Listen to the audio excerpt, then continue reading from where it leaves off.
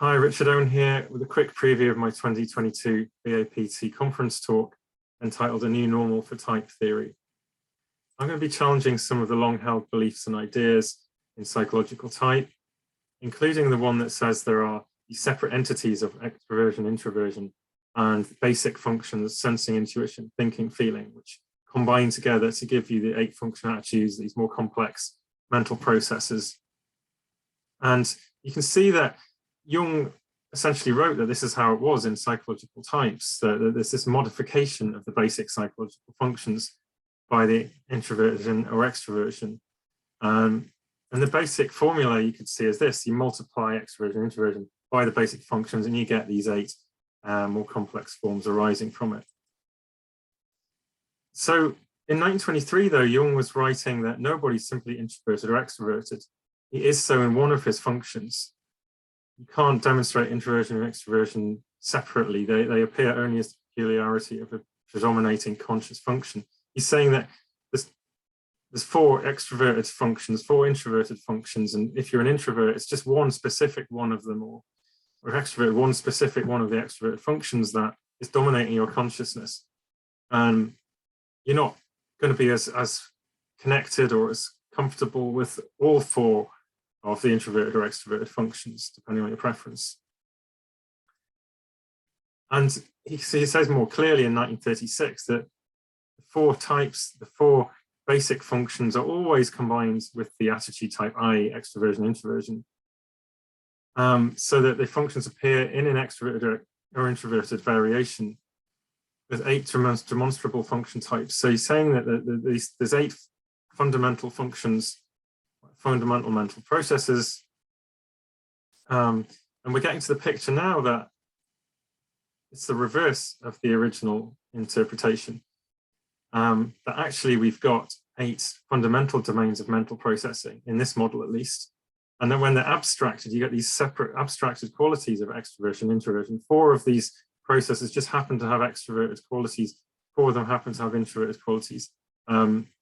Out of the 8, 2 of them happen to have sensation qualities, or same with intuition, thinking, or feeling.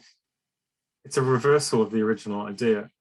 And it's interesting that Jung came to think that because of what he was seeing, of these components that were separate.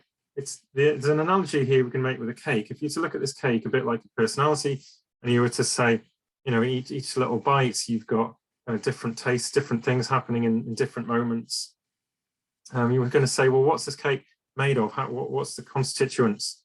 If you were to look at abstracted qualities like the nutritional information, you've got the fat, the sugar, the carbohydrate, you might think that those were the actual ingredients.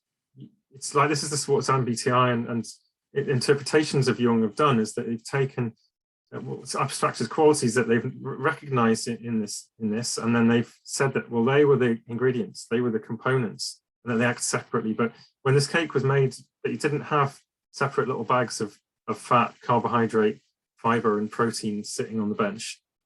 They actually had these ingredients, the natural products like fruits, the honey, the nuts, and they put them all together. But each one of those ingredients, in real life, individually, had a combination of these abstracted qualities to it.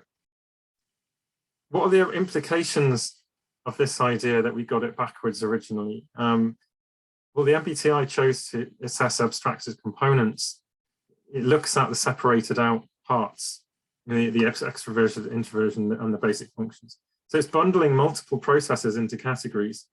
So when you're looking at the descriptions of extroversion or introversion, you're only going to partly relate to it because you've got one of the 4 introverted or one of the 4 extroverted functions that are your dominant. You're not going to relate to the others as much.